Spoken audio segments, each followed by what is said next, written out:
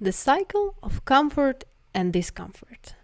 I wanted to talk about a little bit this cycle here because we oftentimes tend to label animals and others and ourselves with judgments like good dog, bad dog, you're a kind person, you're mean as nothing like that. So I wanted to talk about symptoms, feelings, needs, and strategies. Whenever we see a symptom coming up, let it be one which we feel comfortable with or one which we would like to encourage the doodle not to do or do something else instead, not just we have feelings about that, but our doodles as well. And once we are able to dig deeper what kind of feelings we both have and what kind of needs are under those feelings, we're going to be able to come up with strategies to keep everyone more comfortable, so more cooperative. Let's take a look at an example here. For example, you see your doodle is pulling his feet away from you when you are trying to brush him. What kind of feelings are there for you?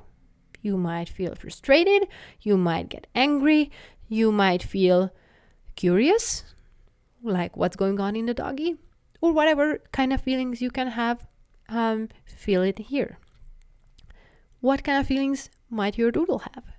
They probably feel uncomfortable, worried, anxious. They might feel pain because we are pulling on the skin with the brush getting stuck in the mat. They can feel a lot of things. And once we figure out what kind of feelings they have and we have, we're going to be able to come up with the underlying needs. For example, we have a need for our doodle to be healthy, to be tangle and mat free so they can be comfortable. And they have a need for comfort. Let's say they feel pain whenever we are brushing them or whenever there are mats there, and they need comfort. So how can we make sure that we meet our need for a healthy, pain-free, tangle-free doodle? And how can we meet the doodle's need to feel comfortable while getting brushed and while being groomed in general?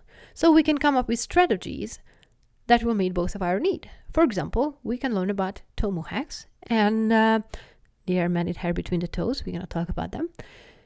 And we can, once we learn about them, then we can check for them before we would brush the feet. That's one way to keep the doodle comfortable.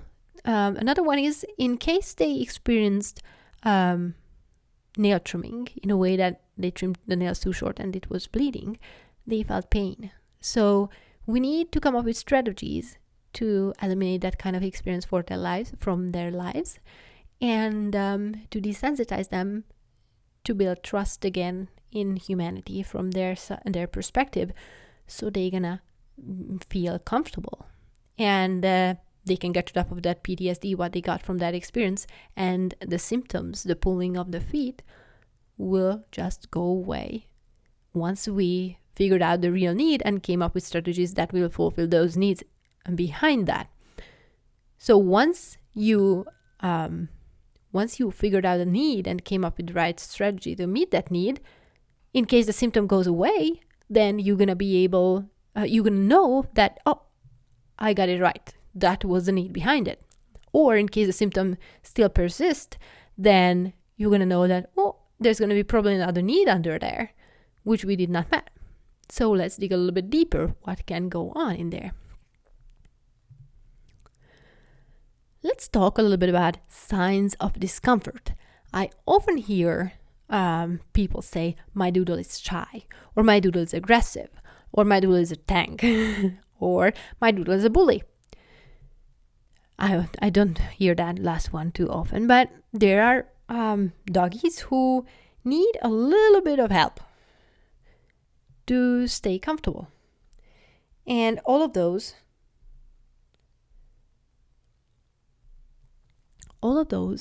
are very, very important to keep them comfortable.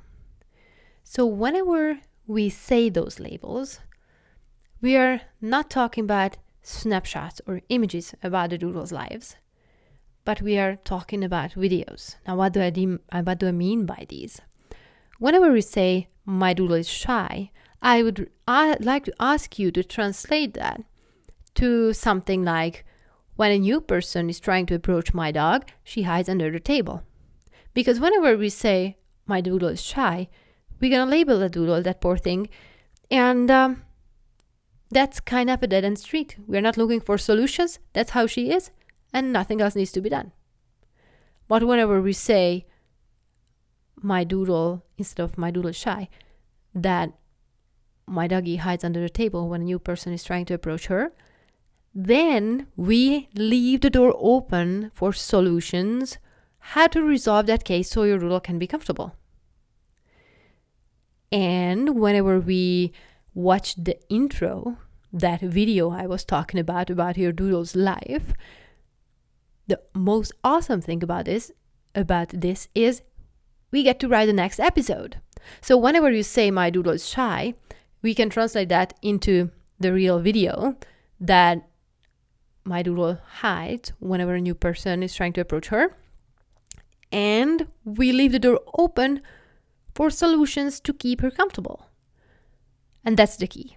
That's the way of thinking about grooming from outside the box. Because whenever you say my doodle is shy, we are thinking in the box. And the box is labeled as shy. And you are shy, and I'm going to put a grooming loop or a muzzle or harness on the dog because they are shy and they might bite.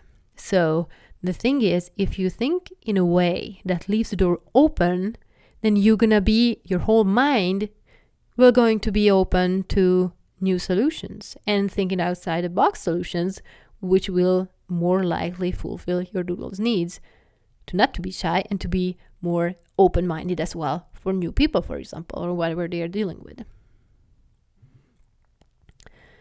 Signs of comfort. It can mean different things to different people and, of course, to different dogs.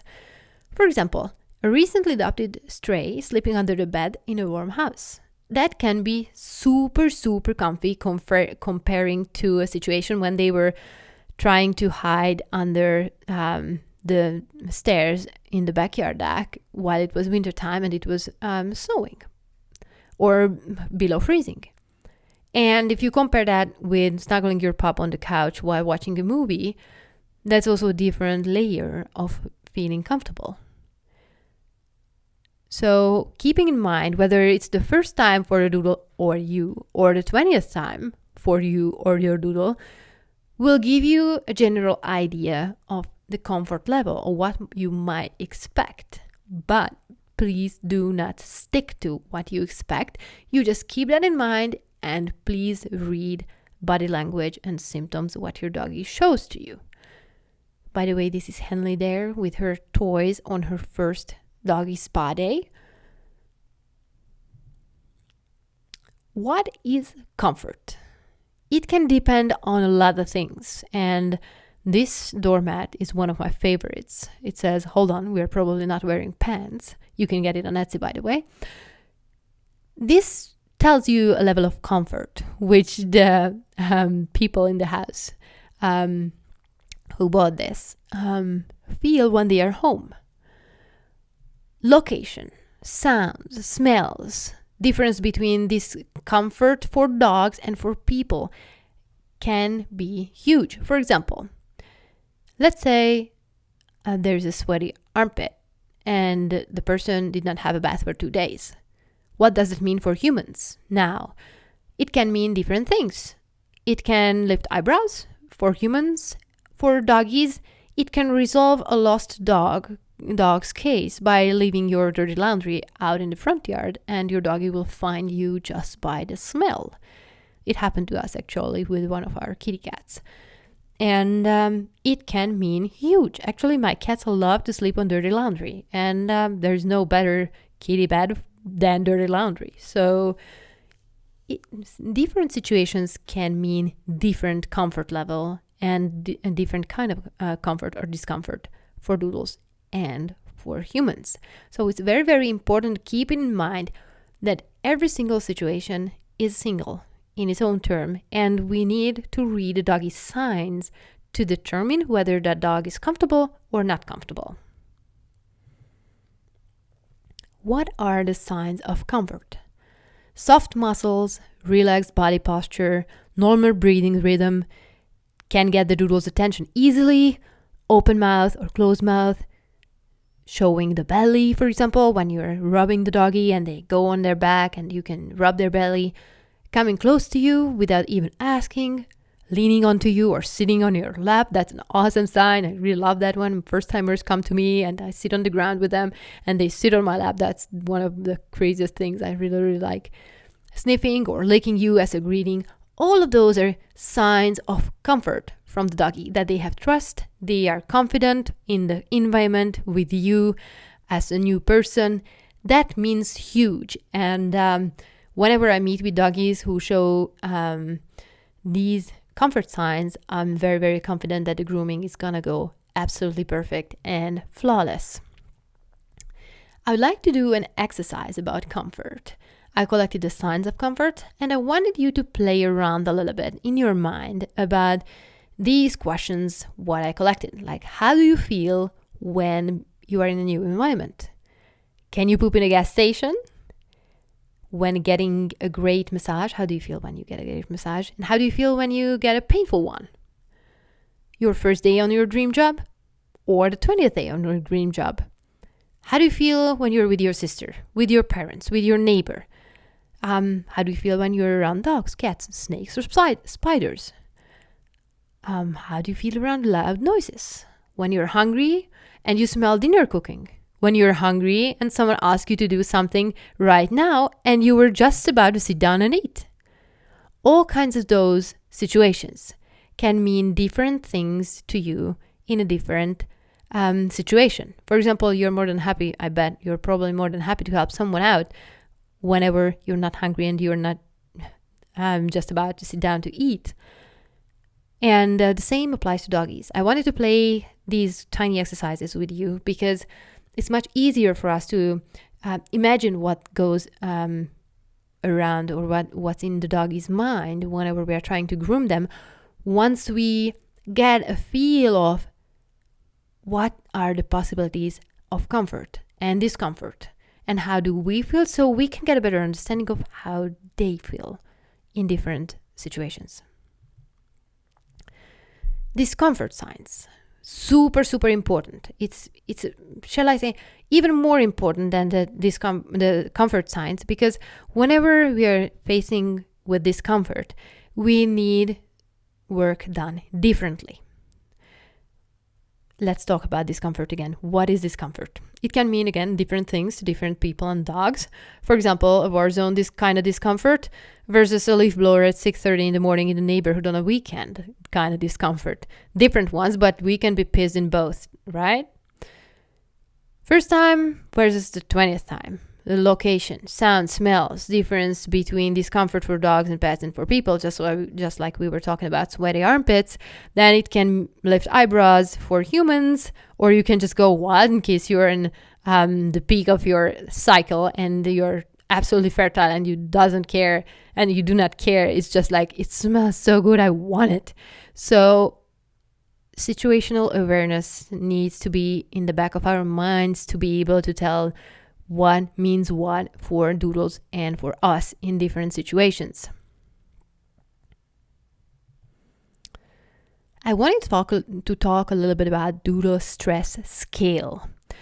Now, this stress scale is from Grisha Stewart, and I really, really, really like it. So I wanted to talk about this, and if you want to get it, you see her website, the link to her image right on the bottom of this page, and you can go there and check it out and say hi to her and thank her for this awesome image. So she differentiates between 5 zones for the doggies: green, blue, yellow, orange, and red zones.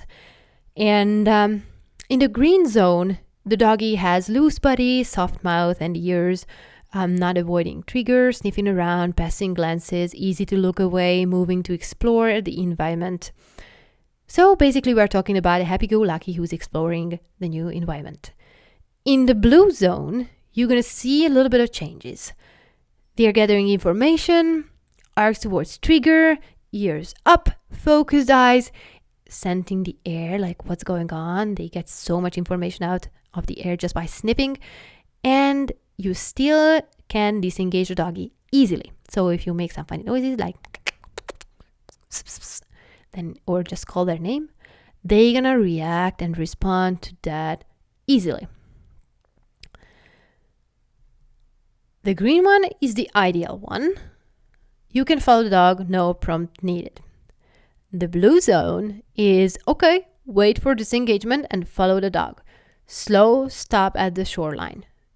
We need to keep an eye out for what's going on and how the doggy will react to the distraction, what they are exposed to. So this is kind of a wait and see situation. The yellow zone is a case when it takes more than a few seconds to disengage the doggy. So even if you call their name or make funny noises, they're not going to react that fast.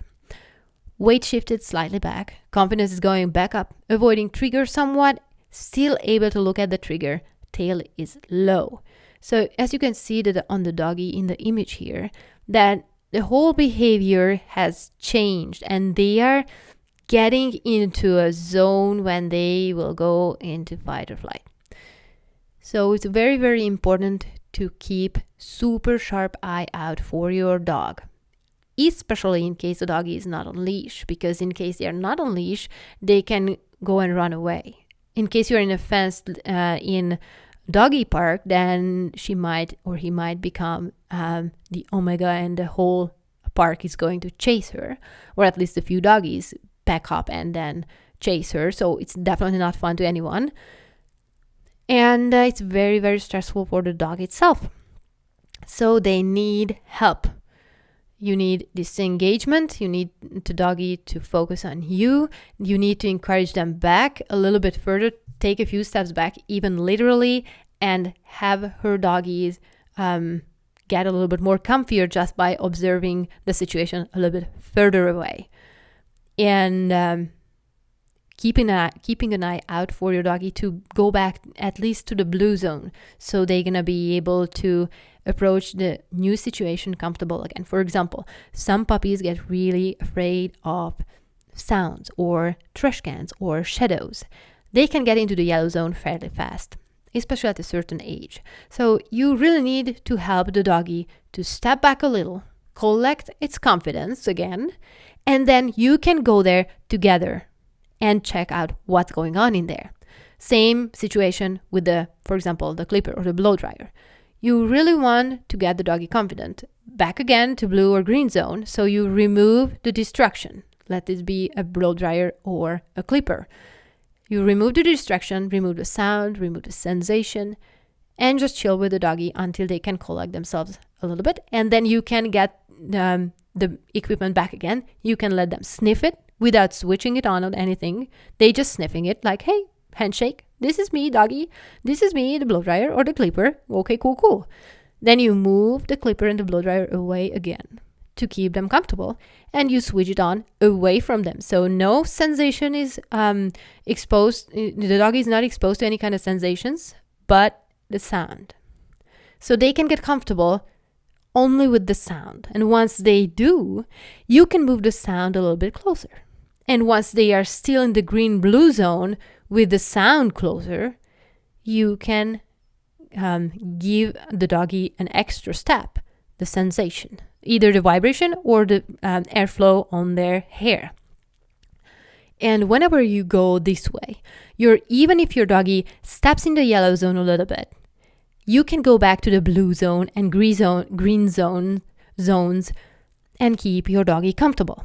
And whenever they get into the yellow zone and groomers put on grooming loops and harnesses and muzzles and go forward with the grooming steps and get the doggy into orange zone and red zone, and they are surprised that the doggy is biting them and they label them as aggressive, we groomers make huge, ginormous mistakes in those situations because the doggy already told us. They gave us signals that, hey, I'm in the yellow zone, I'm not comfortable, and I need space and time to digest whatever is happening to me.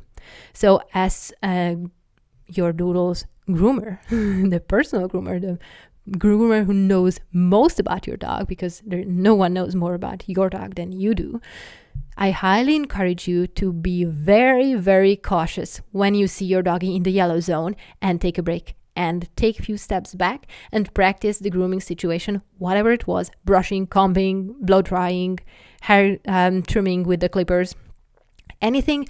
You really need to break them apart. For example, clipper, the sound sensation, the blow dryer, sound sensation, and practice.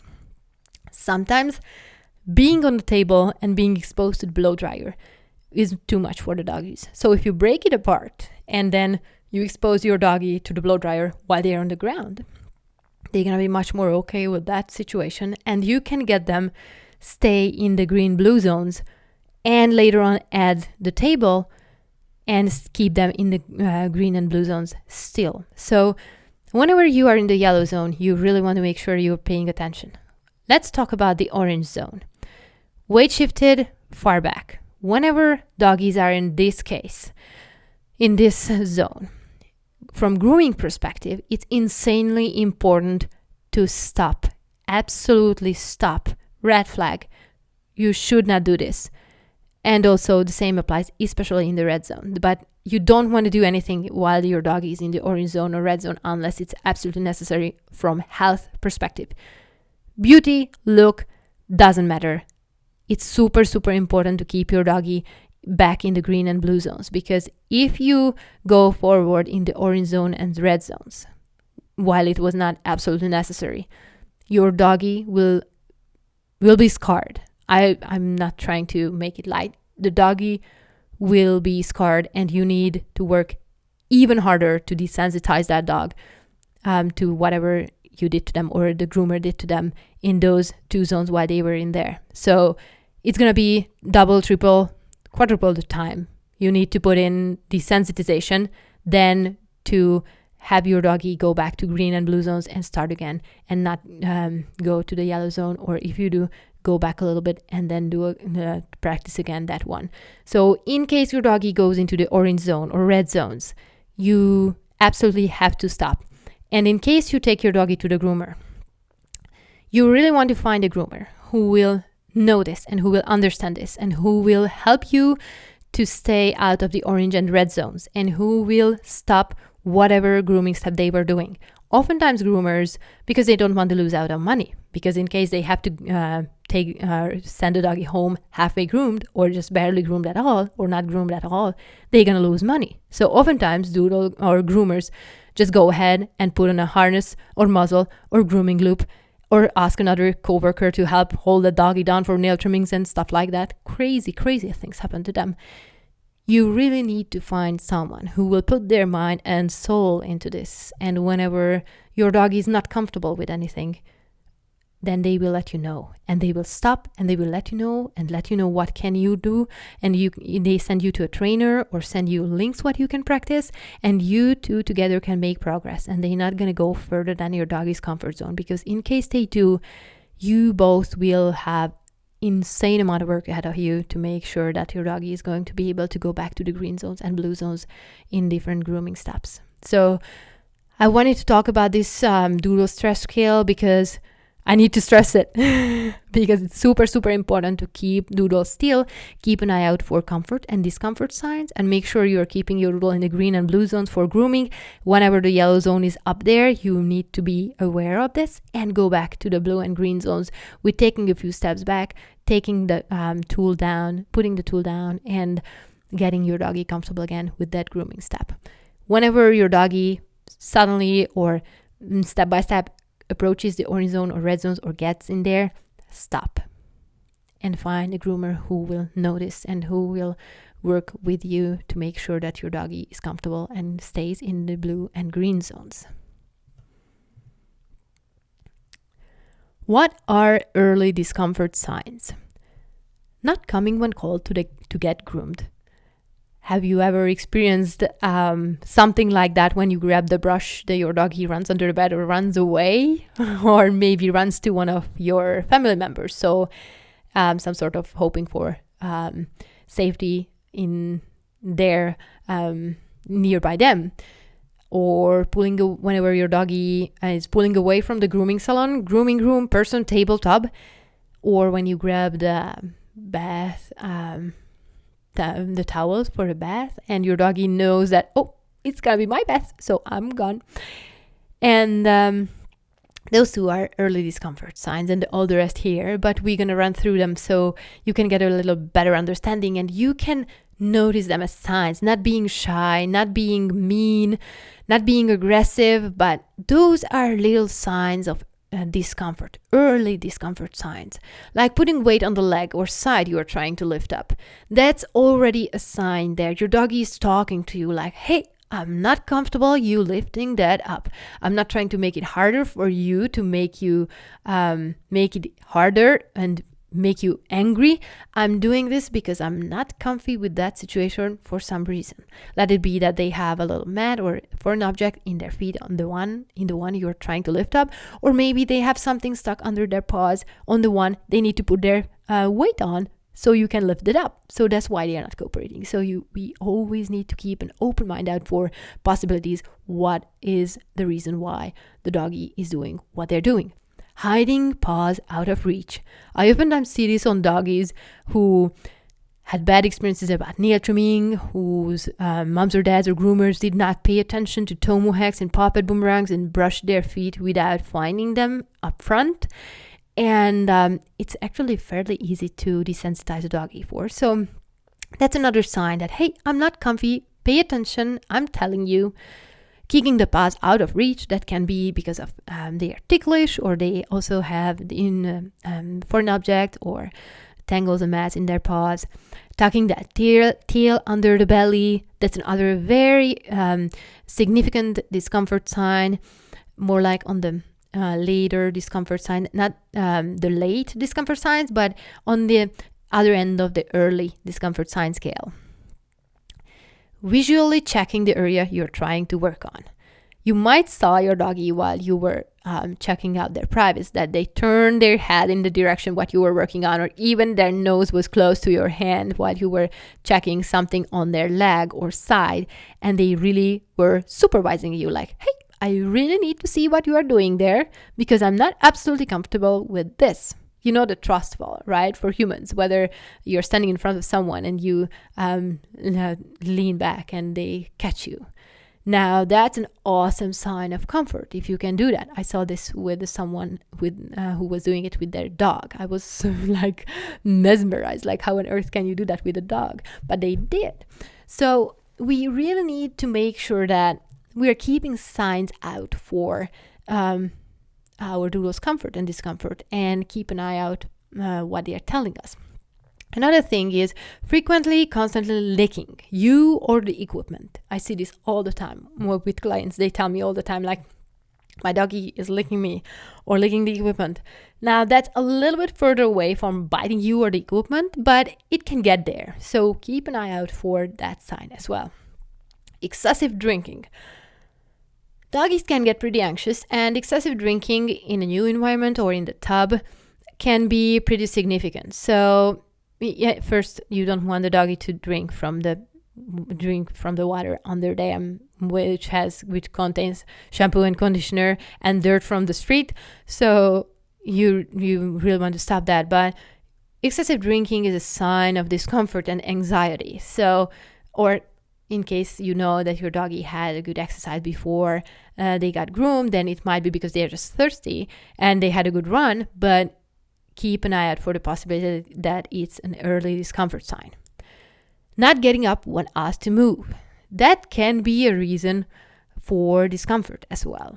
So, for example, in case you're brushing the doggy, one side of the doggy, and they are not happy with the way or the equipment what you're using, they won't move. They won't change their positions because hopefully you already are done with the side you were working on, and it's by the time you got there, it's comfortable enough, and they don't want to go to the other side because they know that it's going to hurt at the beginning, and they don't want to go there. So again, we need to learn the tricks, what kind of equipment and how to use the equipment, the right one, to help doggies to be comfortable and to stay there and get up whenever we want them to, because they just feel comfy. Curled up body posture for grooming. I see two types of this. Whenever they do like a kitty cat style, while they are standing, that their back is arched and vertically.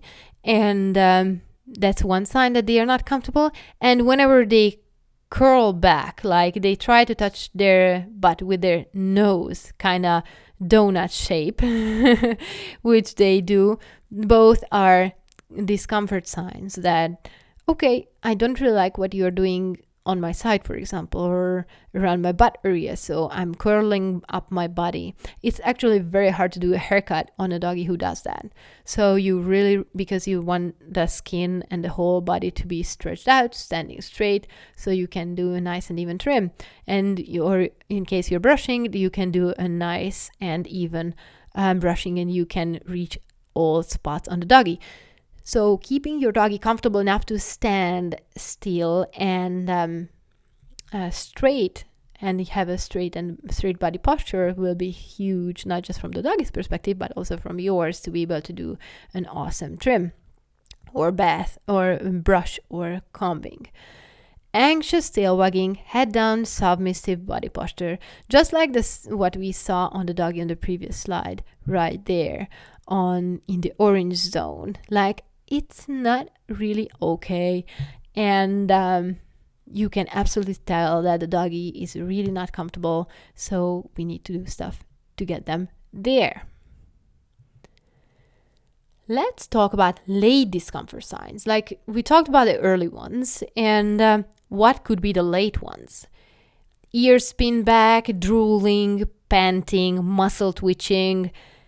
Those are typical general late discomfort signs. And on the lower or easier end of the late discomfort signs, frozen body, stiff head, anxious wagging, growling, snapping, biting, you or the equipment are on the other end of the late discomfort sign.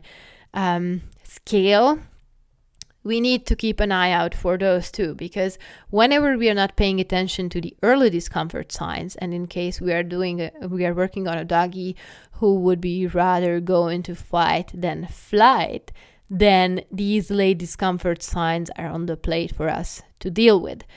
And even for the doggies who are submissive enough to stay in the flight mode, they are not comfortable. And I'm a big advocate of keeping all types of, whether they are into more fight or more flight type of doggies, we need both types to be comfortable. So we need to keep an eye out for early and late comfort and discomfort signs to make them comfortable so they will cooperate. As we were talking about this before, comfort equals cooperation. So whenever you see these discomfort signs, then they're not going to cooperate. So we need to tailor our tools and strategies to meet their needs, figure out feelings, needs, and strategies to meet those needs so they're going to be comfortable, so they will cooperate.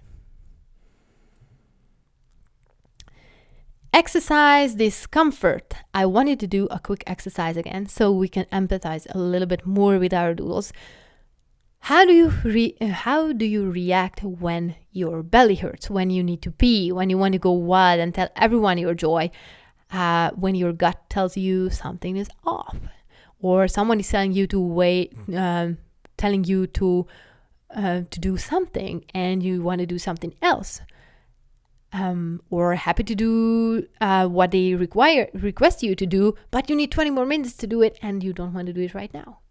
How do you react and how do you feel? What kind of needs are behind those feelings in those situations? And how do you react? This is an awesome part. I would like you to see that the same stimuli can gather different reactions from us in different situations. In different mindsets, what we have. How do you react when, let's imagine you set up 3 meetings. Let's imagine you set up 3 meetings in the past with your friend, and she was about 30 minutes late for each meetups. Now imagine that you set up a meeting with your friend again and you both agreed to be there at 5:30. Imagine you are there on time, she's late. How do you react? Imagine that your boss wants you to finish something at work before you leave to meet your friend and you realize you will be late this time. How do you react? Now you might be relieved because you know she has been always late, so she might gonna be late as well. Or you might gonna be frustrated because you really want to keep your reputation and you want to be there still, whether your friend is gonna be there or not, right on time. So there can be different reactions from us in different or even in the same situations because we have different mindsets. The same applies to doggies. So whenever your doodle is reacting in a way, I highly encourage you to try to understand what is going on underneath. Whether their belly hurts, whether they need to pee, whether they just want to go wild and you skipped the exercise before the spa day at home and they just trying to tell you with a lot of wiggling around that, hey mom, I really need to go out and have fun with my buddy or with you, or just run by myself and just go wild at the mailman or the neighbor's dog or something. And we would be aware of that and we could customize the grooming steps and keep them comfortable and cooperative.